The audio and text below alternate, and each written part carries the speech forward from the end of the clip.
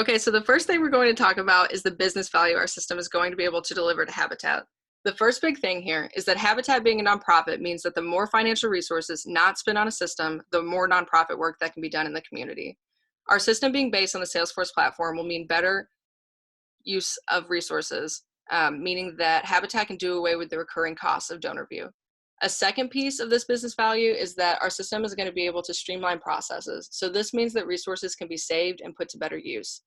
A third piece of this is going to be that our system is going to facilitate easier communication and understanding of the constituents of Habitat. So this means that Habitat is going to have better engagement with donors, volunteers, the people that help Habitat do the work that they do. In order to elicit requirements, our team had the chance to perform an in-class interview with Paul Farr. We also gained extra requirements through supplemental documents provided throughout the semester. We didn't have any issues getting necessary information or understanding requirements besides a few clarifications made by our professor. We were not, however, able to get input from all of the various stakeholder groups due to time and location restrictions. In order to demonstrate how our system will impact its users, our team developed two different user personas, one of a real user, Paul Farr, and one of a fictional user named Mary Jones. We were able to develop this persona for Paul Farr through our interview with him, and our team came up with this list of goals and frustrations. Some of the goals that we put for Paul were making the best use of Habitat's resources and efficient CRM processing and management. Our system will help Paul reach his goals in making the best use of Habitat's resources by being a system created on the cost-effective Salesforce platform. This means that we can do away with the old DonorView system and its recurring costs. The second persona that we came up with is Mary Jones. She is an executive committee board member at the Athens Area Habitat for Humanity. Some of her goals are to be as connected as possible with the constituents and have access to secure, up-to-date, and relevant information whenever necessary. Our system is going to help Mary reach her goals to keep her connected to the members of Habitat by maintaining up-to-date, reliable information on constituents and their engagement with Habitat. Thank you, Emily. Going into system functionality, the business need for the project was a more streamlined and accessible system that allows for easier access and data control. This is important as it gives a more holistic view of their donor base. We included some screenshots of the system in work. This is viewing current constituents in the database.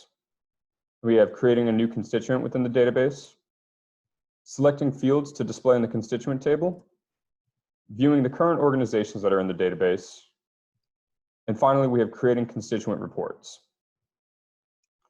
Some of the non-functional requirements for the project were to have a user interface that is accessible and easy to navigate, as well as being a high-performing system when importing data and sorting data. Security was also an important requirement, and trusting data manipulation to system administrators helped achieve that. Finally, we wanted to ensure that users could easily understand the layout of the database and add objects without a need to code, and Salesforce's diagram modeling helps to do this. Some of the sprints that we would like to complete in the future are to finalize reporting abilities and also the address table. Thank you, Dan. During our analysis and design process, our team relied upon information given in the project proposal and the interview with Paul Farr to determine the requirements for our Salesforce system. We began our modeling process by creating a use case diagram which displayed all of our use cases. The use case diagram was an effective technique in communicating our goals for the system and user interactions, as well as defining and organizing functional requirements in the system. Our team also created a domain class diagram to provide an overview of the target system by describing the objects and classes inside the system and the relationships between them. Both of the domain class diagrams and the use case diagrams helped us model use case requirements. The updating constituent information process diagram is an example of how we modeled use case requirements. The domain class diagram was particularly helpful during the implementation process to help us ensure that the system captures the attributes of each class. And now I'll pass it off to Spencer to give a system demonstration.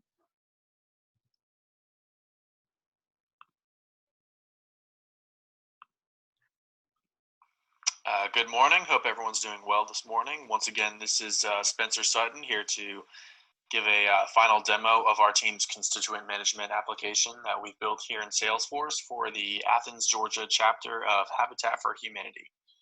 So to kind of dive into our schema that we've built using master detail relationships between the four key objects that we built: constituent, organization, address, and household account.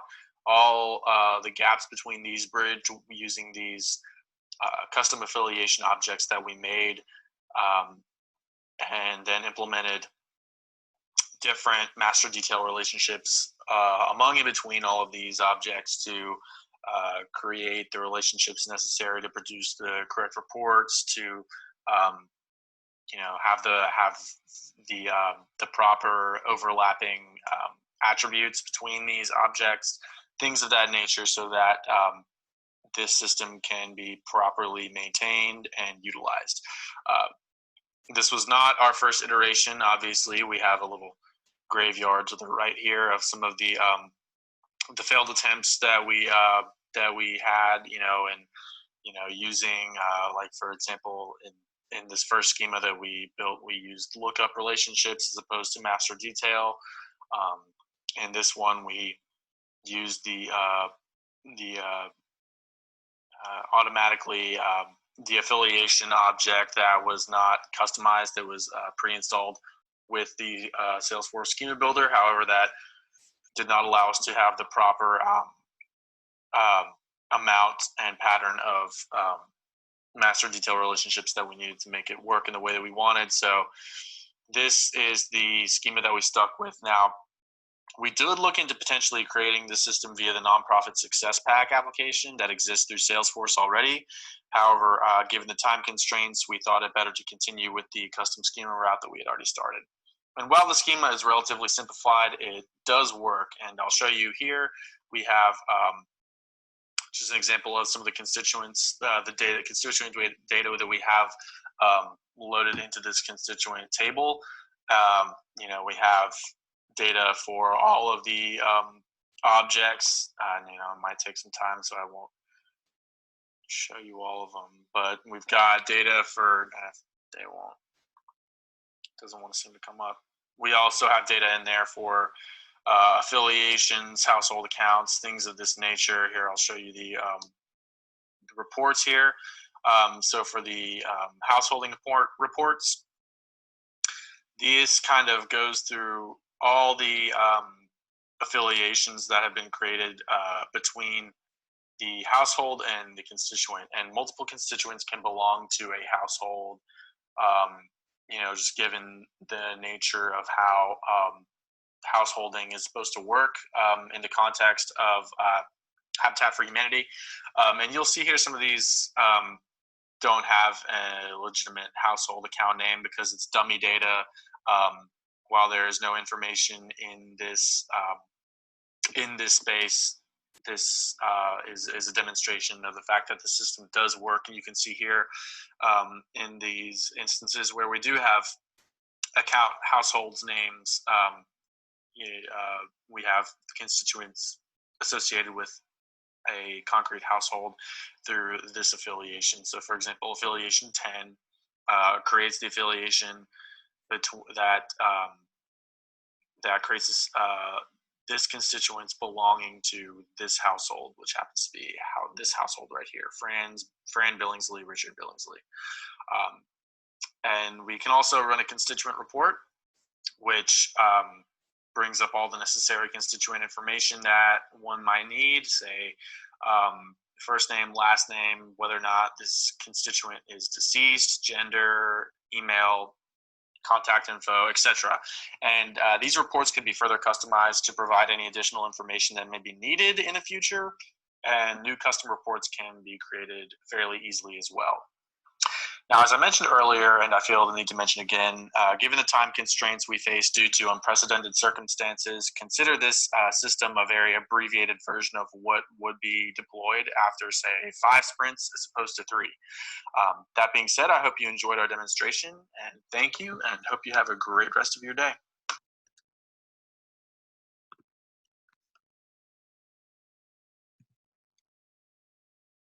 Awesome. So as a team, we highlighted all the things we're proud of. And in summary, we're really proud with how well we worked with each other while learning a new system and a Scrum methodology. This team showed a lot of grit, and we were very adaptable to changing needs.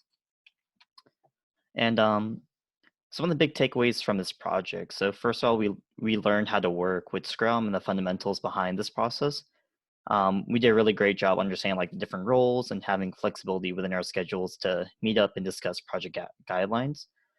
Two, we also learned that developing a system can be very complex, and it's important to have a detailed analysis of the system as it makes the design phase easier to manage. And lastly, client work can be difficult if there is confusion as to what the vision should be. And some things that really worked effectively was, one, attendance and participation. There was always a strong attendance, and everyone used that time to clear any confusion and ask really important questions. Two is leadership. So everyone really took initiative in their roles and delivered quality work. Three, contribution. So the work was fairly split up and there were no problems with the team. And some opportunities that could have been improved could be utilizing the professor and client if we had any issues. We didn't really have a lot of time to email, but I think in the future that could be something we can incorporate to any other projects we end up working on.